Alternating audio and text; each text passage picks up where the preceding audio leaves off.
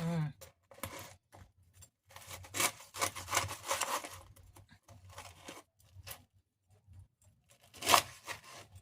Oh, sarap. Tikman natin guys. First bite sa inyo.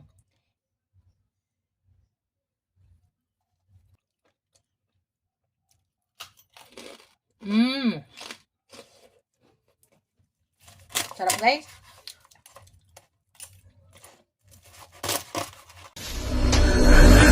Hello guys. Welcome back to my channel, Bake Cuisine.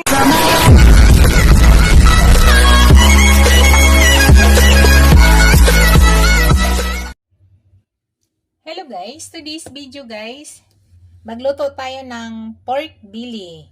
I-fried lang natin guys. Ang unang gawin ko guys, i-marinate ko muna. Tapos after 2 hours, dun ko lang siya lulutuin. So sa ngayon guys, ang ipakita ko sa inyo, i-marinate muna natin. So yan po yung ating pork belly. Pinati ko lang siya ng ganyan. Nalinis ko na yan maigi guys. So, ipakita ko lang sa inyo kung anong ilalagay ko bago ko siya i-steam. Pero bago ko siya i-steam, 2 hours muna i-marinate natin.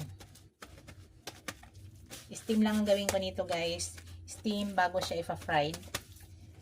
Para malambot na yung karne. Para hindi siya mababad sa, ang tawag nito, yung tubig. Yan. Maglagay tayo ng asin. Asin po yan. So, imamassage lang natin guys para mag-absorb yung asin sa loob.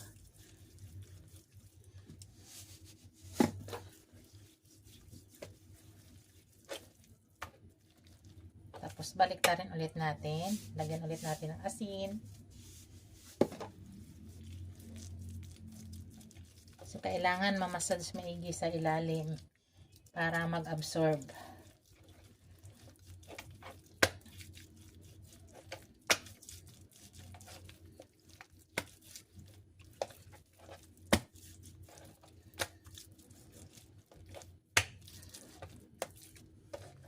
Tapos, lagyan natin ng ground black pepper.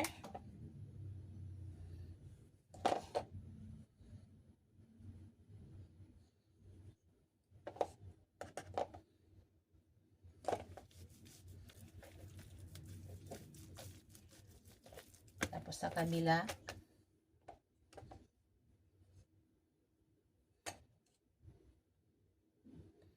ipa-fried lang natin to guys.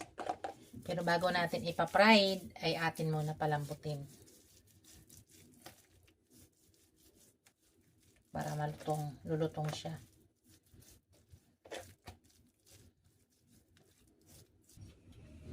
Tapos, lagyan ko siya ng konting light soy sauce guys. Pangpakulay lang. Imamassage ko sa light soy sauce. Para kumulay lang siya. Pangpakulay lang niya guys.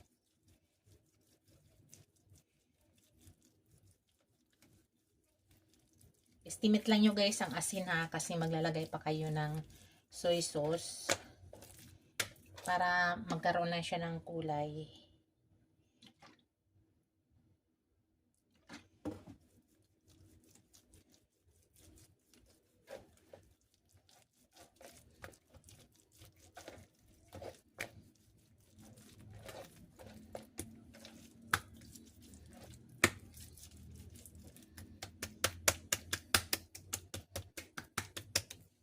Yan. Hayaan lang muna natin siya guys.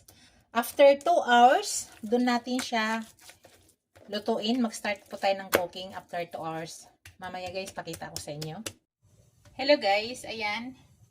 Nagpakulo na ako guys. At ilagay ko na yung aking, i-steam na natin yung ating pork. So, para hindi siya mababad sa tubig guys, hindi natin malaga sa tubig, dito natin ilagay. Takpan muna natin yan. Hello guys, naka 15 minutes na tayo. Baliktarin ko siya guys. Baliktarin natin.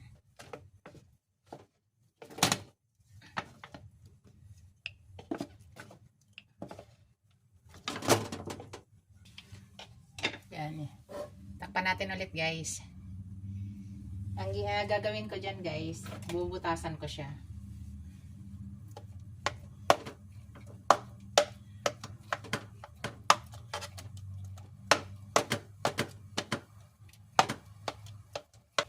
So yan, takpan ko ulit guys, pagkita ko maya sa inyo.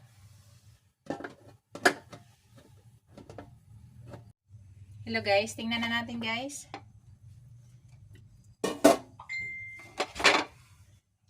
Kung okay na siya. Dito ko malalaman kung okay na. Pag tinusok ko siya ay hindi na siya bloody. Mean to say okay na siya. Pero kailangan hindi talaga pa siya lutong-luto gayhasa. Kasi para masarap pa siya. Yan. Okay na yan guys. So ipapahinga ko lang muna guys. Papalamigin ko lang muna yan. Then after ipa-fry natin. Mamaya ipakita ko sa inyo. Hello guys. Yan, nagpainit na ako ng pan guys. Ito yung pan ang gagamitin ko para hindi masyado maraming mantika ang magagamit natin. So maglagay na ako ng mantika guys.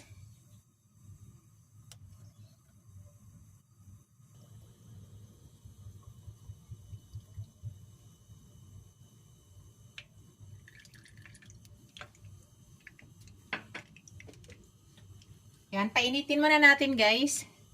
Ito yung gagamitin ko para hindi masyadong marami ang ating magagamit. Tama na po yung oil natin.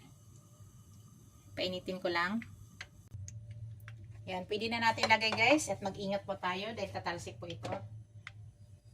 Pinalamig ko na to at saka pinatuyo ko pero may basa-basa pa talaga kaunti. Ingat po tayo.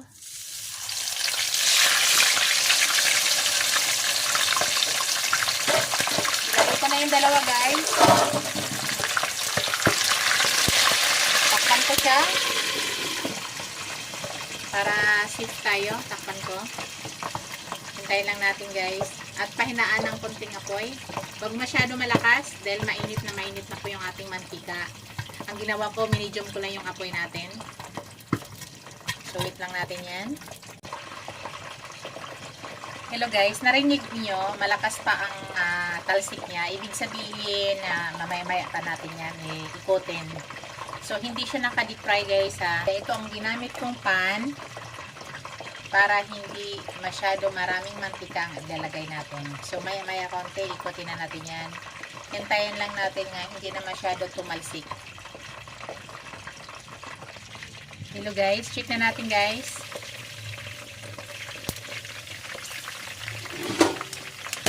Ingat lang po ha.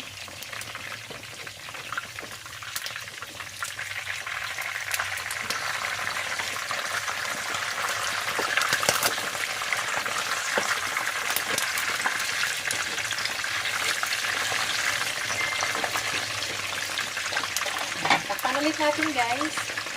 Para sa ating safety.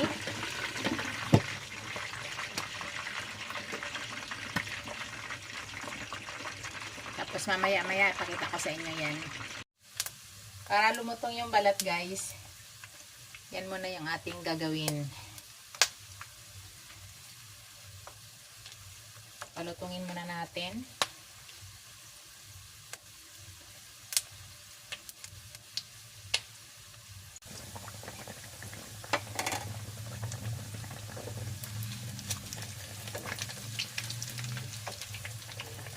Kabilang side na naman guys. Dito na naman tayo sa kabilang portion yan. Kasi hindi tayo naka-deep fry. Kaya gaganahin natin. Para malutong. Yan. Taga lang. Para hindi masyado mag-aaraming mantika gagamitin natin. So hintayin lang natin yan guys. Hanggang lumutong ang kanyang balat. Yan guys, malapit na guys. Unti na lang to. Pinapalutong ko lang yan oh. Kita nyo yan. Pinapalutong ko lang.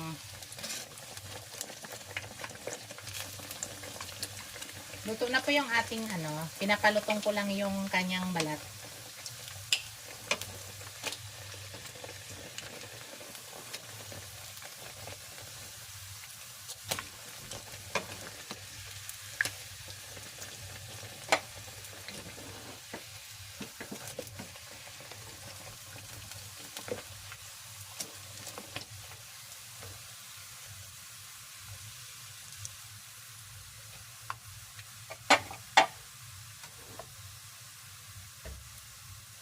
Ayan, tanggalin na natin guys. Okay na yan. Pakita ko sa inyo. Hello guys. Ating slicean guys para makita natin kung luto na ba yung inside niya. Ito yung gusto ko guys sa sa bili. Kita nyo guys. Yan yung gusto ko.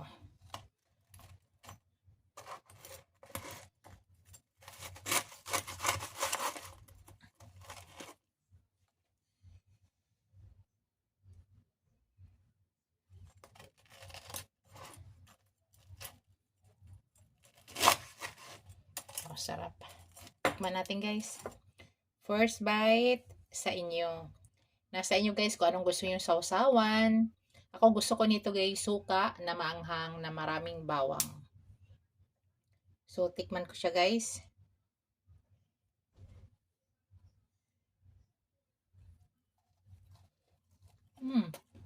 Ah?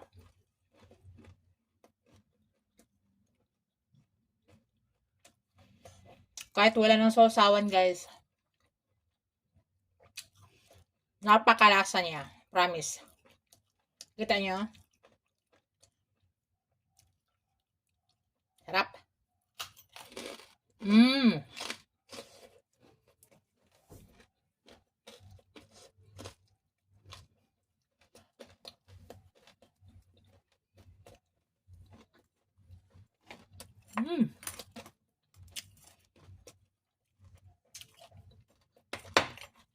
Yan.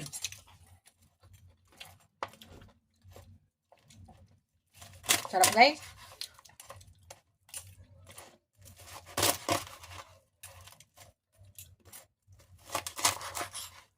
Wow, sarap guys. Yan na guys. Ito na yung aking finished product. Thank you for watching guys. Don't forget to like, comment, share, and subscribe to my channel. See you in my next video guys. God bless us all. Bye! Ingat po lahat.